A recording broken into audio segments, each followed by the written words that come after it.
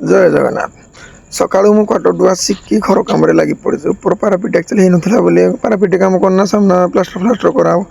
7ଟା ହେଲା ନା ଯେଉଁ ଖରା କାଟୁଛି ମାନେ ସକାଳୁ ଏତେ କାମ କରାଏ। ସକାଳୁ କାମ ସରିଲେ 10ଟା ଭିତରେ କାମ ସରିଦେଲେ ଯେତିକି ଯାହା ହେଲା କଥା ହବା। ମୁଁ ଓହ୍ଲେଇନା କୁଲୁ ଗଲା ମୁଁ ଯିବି ଉପରେ କରିବି। ତର ଉପରେ କରୁଥା ମୁଁ ଟିକେ ଯାଏ ବଡ଼ ଗଛ ମୂଳେ ଟିକେ ଆଗ ରେଷ୍ଟ କରିଦିଏ। ଏଇ 7ଟା 8ଟା ଟିକେ ଯେଉଁ ଖରା କାଟୁଛି ଆରେ ମୁଁ ଟିକେ ଗଲି ହାରି ଏପଟେ ସେ ବୁଲୁକା ଗାଡ଼ି ଘର କରିବା ପାଇଁ ଚଲେଇଛି ଖୁଟୁରୁ ମୁଟୁରୁ। ଏଇଟା ଗାଡ଼ି ଘର କରିବ ବୋଲି ତ କହିଲା। କାମ ମୋର ଭାଇ ସରିନା ମୁଁ ଆଇଲି କୂଅମୂଳେ ଟିକେ ବସିଲି ପାଣି ଫାଣି ଟିକେ ପିଇଲି। ଦେଖିଲି ଯେ କୁକୁଡ଼ା ଚରୁଛନ୍ତି ଆଉ ଏ ଚରୁଛି ତା ବିନ୍ଦାସ ଚରୁଛି ଗୋଟେ।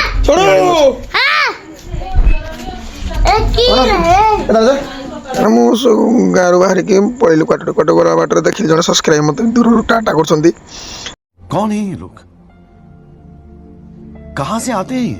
ତାରେ ମୁଁ ଫାଇନାଲି କ୍ୱାର୍ଟରଟେ ପହଞ୍ଚିଲା ପରେ ମାନେ କ୍ୱାର୍ଟର ବାଡ଼ିଲା ମାନେ ଇଏ ପୁରା ମୁହଁ ଦେଖେଇବ ମାନେ କିଏ ଆଉଛି ବୋଲି ମାନେ ଭୁକିନା ମୋ ଆଈ ପୁରା ଗେଟ୍ ଟିକେ ହେବ।